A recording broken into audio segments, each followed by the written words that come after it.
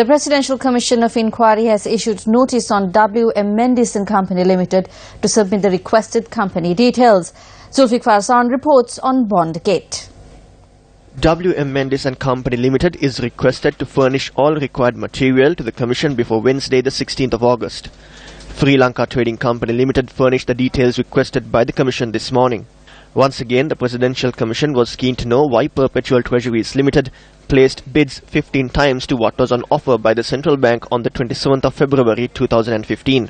CEO of PTL, Kasun Palisena, said as there were no auctions since December 2014 to that day, and as he believed the government was in desperate need to repay 300 billion rupees, the auction was important. Justice Prasanna Jayawardena, who pointed out there was nothing unusual about the 300 billion rupee debt profile of the government, requested Palisena to show reason as to why he called the auction extraordinary. Chairman of the Commission, Justice K.T. Chittasiri, said the Central Bank would have been more aware of the situation at the time more than Palisena, and they would have had other means of raising the required funds. But Palisena said the call from the PDD on the day before the auction led him to believe the government was in desperate need for money. The Commission questioned Palisena if all PTL bids were accepted, how would the settlement have taken place?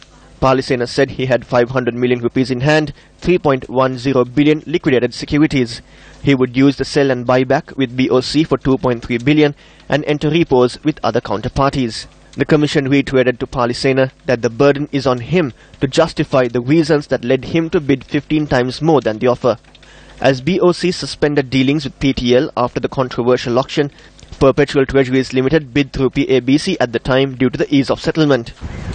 When Kasun Palisena was delivering his evidence before the Commission today, Deputy Solicitor General Milinda Gunatilaka observed the manner in which he was referring to the laptop placed in front of him. Deputy Solicitor General Milinda Gunatilaka raised the question as to why he was referring to the laptop and went closer to Kasun Palisena and looked into the laptop and observed that he was reading something that was pre-prepared by his counsel. The Aegis Department pointed out that in no way a witness can come in to the Commission, stand in the box and then deliver a pre-prepared script as evidence. At this moment, President's Counsel Nihal Fernando, who was examining the evidence of Palisena, raised an objection and the Commission notified him, "Do not anticipate any problems."